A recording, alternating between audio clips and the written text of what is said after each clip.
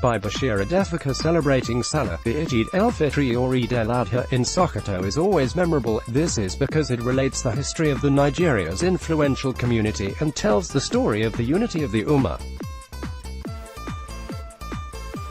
Usman Dan Fodio, also called Usman bin Fodio, had brothers and friends who, in later life, either became emirs in places outside Sokoto or got ranks in the Sultanate. Direct younger brother of Dan Fodio was Abdullahi, while the elder brother grew through the ranks of the Khalifa to be called the Sultan. His younger brother, who was actually the Wazir in Sokoto during his time, that is, the second in command to the Khalifa, Abdullahi, went on to become the Emir of Gwandu based on the will of the Khalifa after it became clear to him, Abdullahi, that his efforts to succeed his elder brother was against the directive left behind by the great reformist Usman Dan Fodio.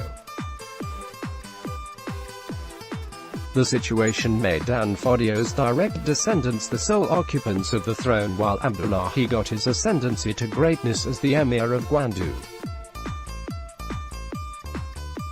It is the reason the Sultan Al-Haji Muhammad Saad Abu Bakr, because he knows the history of his ancestors, said in a joke, "Yes, there is Wazir in Sokoto, particularly in the newly appointed Professor Sambo Wali Junaidu, but the main Wazirin is this," pointing to the Emir of Gwandu at the Salah homage in a manner which sparked laughter. This year's Eid el-Fitr in the seat of the Caliphate came in 3 phases spread across 3 days and packed with interesting activities including the worship of Allah, the mini Durbar, the governor's Salah homage to the Sultan, the Sultan's return courtesy visit to the governor, and the revisiting of history as demonstrated in the visit of the Emir of Gwandu, Al-Haji Bashar, accompanied by the Emir of Argungu, Al-Haji Muhammad Samila Argungu. The activities started with the Sultan's drive, on his return from Eid, round the metropolis to cheers by his subjects and fellow Muslims in town, ending the roadshow at the Palace Arcade where a mini Durbar was already mounted. Attended by the Mutawallin of the Caliphate, Governor Aminu Waziri Tambuwal, and other eminent citizens of Sokoto, the Durbar provided the people of the predominantly Muslim community with the opportunity to felicitate, as seen in the parade of horse riding, traditional gun shooting, camel ride show among other activities that added glamour to Salah in the core northern community. The Durbar was immediately followed by the traditional Salah home paid on the Sultan by Tambuwal. After the homage, Abu Bakr and his guests moved into the main hall of the palace for refreshment. Thereat the Sultan would not allow anybody to serve him, as he was seen carrying his own food plate. He then saw off the governor, and that marked the end of Salah Day 1. Day 2. Early in the morning, a message had come to the 2-bedroom lodge of this reporter, who was the Sultan's guest, that there would be a very vital annual event of the Sokoto Education Development Trust Fund. It was the annual general meeting, AGM, of the fund, which traditionally holds on the day after Salah. Then the Sultan headed to the government lodge I, Sokoto for a courtesy call on Governor Tambuwal.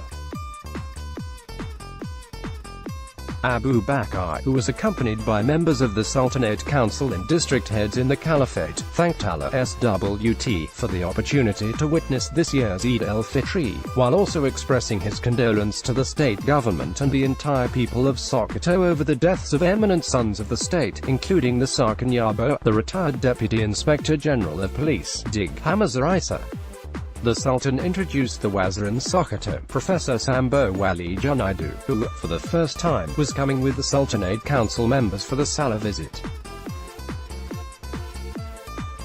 Abu Bakr commended the federal government for banning codeine, which, he noted, he had earlier called for, during the National Council of Health meeting that took place in Abuja but was not heeded until a BBC documentary was shown on how the substance destroys the youths. He then urged Sokoto's state government set up a task force committee to enforce the federal government directive. The Sultan also asked the federal government to urgently check the incessant killings and kidnapping in Zamfara state, which, he said, was assuming an alarming rate. He said that, going by the situation in recent months, many lives had been lost in Zamfara, adding that Sokoto shares some of the problems along the border local government areas with Zamfara, namely Isa, Sabon Burmi, Rabba, KBBE and Turita. The Sultan acknowledged that government, security agencies and traditional leaders are doing the best to see that the situation does not escalate, adding that strategies are being put in place to ensure that the state, Sokoto, is fully protected. And by extension Zamfara state. He said, all hands must be on deck to save this situation in Zamfara state. On the refuse littering the Sokoto metropolis, Abu Bakr urged the state government to do something about it. The Sultan lauded security agents for ensuring peace in Sokoto, saying, I am impressed but you can do more. He commended the State Commissioner for Health Drive, Balarabe Shehu Kakale, for promoting health service delivery in the state, which, he said, included the setting up a referral hospital in each of the senatorial districts of Sokoto. He expressed delight with the success recorded by the Ministry of Education, especially in the areas of school enrollment and academic performance. The Sultan urged the people of the state to support the Tambuwal administration in its resolve to take the state to greater heights. On the current war on corruption, Abu Bakr reminded Muslims that Islam is totally against corruption. He said he was fully in support of government in the war and urged government to punish any corrupt person no matter how highly placed.